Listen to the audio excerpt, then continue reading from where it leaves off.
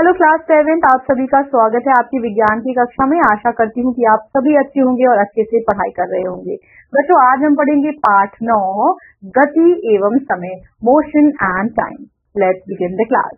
समय के साथ किसी वस्तु की स्थिति में परिवर्तन को हम गति कहते हैं। ठीक है, किसी भी चीज में अगर मोशन हुआ हो, किसी चीज में अगर परिवर्तन हुआ हो, एक स्थान से दूसरे स्थान पर वो पहुंचे हो, तो उसे हम गति कहते हैं। दूसरे शब्द में किसी वस्तु को गति में कहा जाता है यदि वह समय के साथ अपनी स्थिति बदलती है। जैसे सड़क पर चलती हुई कार। गति अनेक प्रकार की होती है। विभिन्न प्रकार की गतियों के कुछ उदाहरण नीचे टेबल में सारणी में दिए गए हैं, ये आप देख सकते हैं। चलती हुई कार, असमान गति, रेलगाड़ी का चलना, सरल रेखीय गति, कुम्हार के चाक की गति, घूर्णन गति, सरल लोक की गति, दोलन गति। तो आप समझ लो कैसे मोशन है।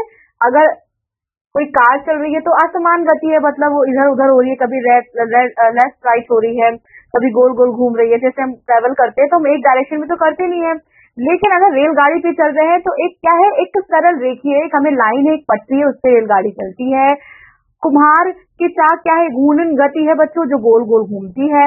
सरल लौकिक की गति दोलन गति है। पेड़ से गिरता फल क्या है, एक रेखीय गति है। मेज पर रखी पुस्तक क्या है, एक विराम अवस्था में वो है। हम जानते हैं कि कुछ वाहन अन्य वाहनों की तुलना में तीव्र गति करते हैं, यहाँ तक कि एक ही वाहन विभिन्न समय पर तीव्र अथवा मंद गति करता है। यदि किसी सड़क पर कोई वाहन एक ही दिशा में गति करता है तो हम सरलता से बता सकते हैं कि उनमें कौन सा वाहन अन्य की तुलना में तीव्र गति कर रहा है, कौन ज्यादा फास्ट चल रहा है।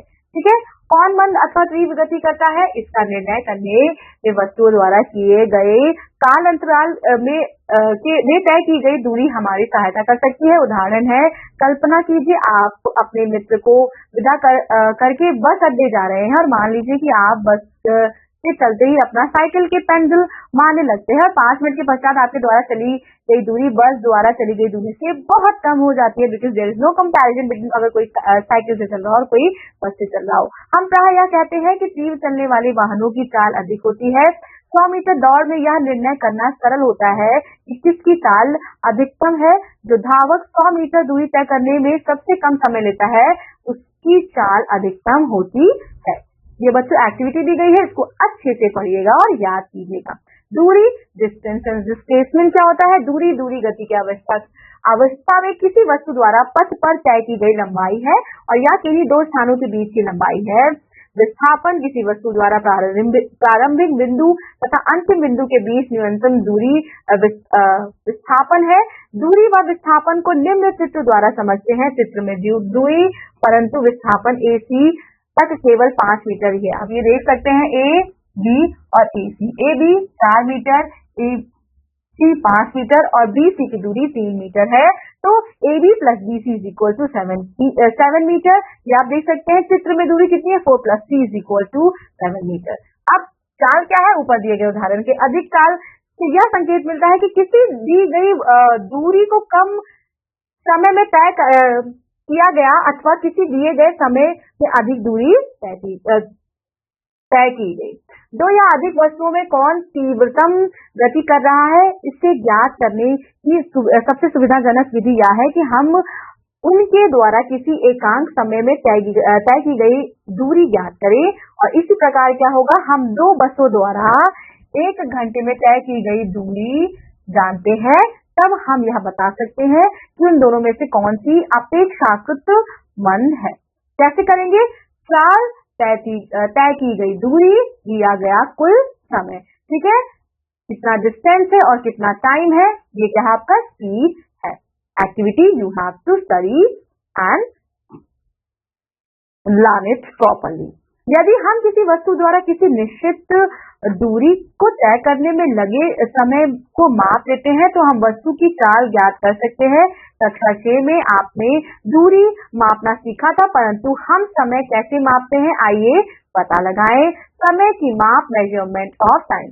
आज से लगभग 200 वर्ष पूर्व वर्तमान की तरह रेडियो, घड़ियां, मोबाइल तथा टेलीविजन आदि नहीं थे। तब समय की गणना करना कठिन था, फिर भी लोग सूर्य की छाया को देखकर समय की गणना कर लेते थे। पहले लोग यह भी मानते थे कि मुर्गा सुबह 4 बजे बाग देता है, यह भी समय का एक प्रकार की गणना थी, क्योंकि पहले बच्चों वॉचेस वगैरह का इन्वेंशन नहीं हुआ था, परंतु हर समय की माप घड़ियों में घंटे, मिनट तथा सेकंड आदि से होती है। घड़ियों की कार्य विधि काफी जटिल होती है। घड़ियों में आवर्ती गति का उपयोग किया जाता है। आवर्ती गति एक चिर परिचित उदाहरण सरल लोकक है। विज्ञान की बढ़ती हुई प्रगति से अब घड़ियां सेलों से भी चलती हैं। इनमें एक या दो सेलों वाले विद्युत परिपथ होते हैं और इन घड़ियों को क्वार्टर्स घड़ी हम कहते हैं। समय का मापन करने के लिए अनेक प्रकार की घड़ियां हैं। कुछ इलेक्ट्रॉनिक वॉचेस हैं, कुछ मोबाइल से चलती हुई वॉचेस हैं और कुछ एनालॉग और डिजिटल वॉचेस हैं। ठीक है, एक्टिविटी आपको दी गई है, इसको आपको अच्छे से पढ़ना है। ये आपको पेंडुलम की आपको डायरेक्शन दी गई है। ठीक है ना, ये आप देख सकते हैं बच्चों, units of time and speed दिया गया है। अब आप अच्छे से पढ़िए। ये देखिए, 1 मिली सेकेंड में 10 power 3 second, 1 micro second, 10 power 6 second, 60 second 1 minute and 60 minute 1 घंटा। ये सबको पता होगा अच्छे से।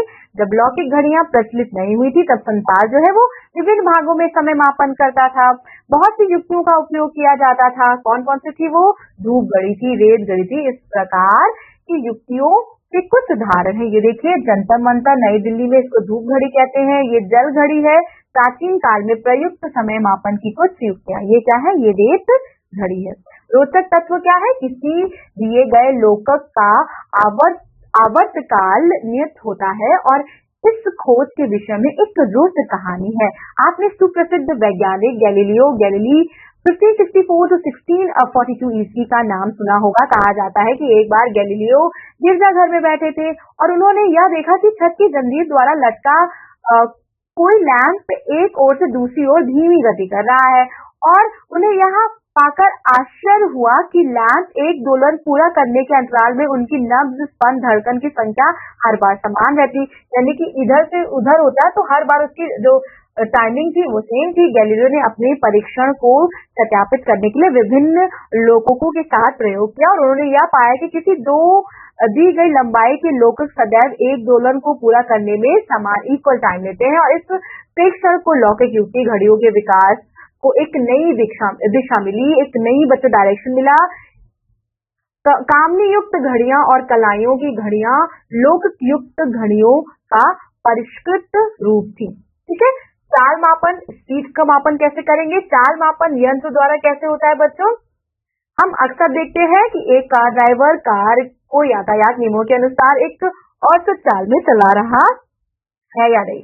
ठीक है, स्पीड का बच्चों फॉर्मूला होता है चाल बराबर दूरी बटे समय। ठीक है, कुछ गतिमान गेंदों तथा रेलगाड़ियों में चली गई दूरी तथा लिया गया समय नीचे सारणी में दिया गया है और उनकी चाल दी गई है। ये देखिए बच्चों, ये नाम है द्वारा चली दूरी और लिया गया समय। इस टेबल को आप अच्छे से पढ़िएगा।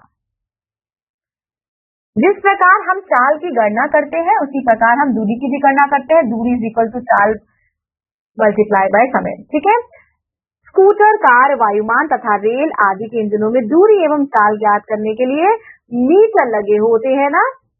और नीचे आप टेबल में देखिए, कुछ जंतुओं द्वारा प्राप्त की जा सकने वाली तीव्रगामी चाल दी गई है। ये आप देख सकते हैं, बाज चाल मीटर सेकेंड, किलोमीटर घंटा, चाल बाज, ब्लू व्हेल, मानव, गिलहरी, घरेलू चूहा और झींगा।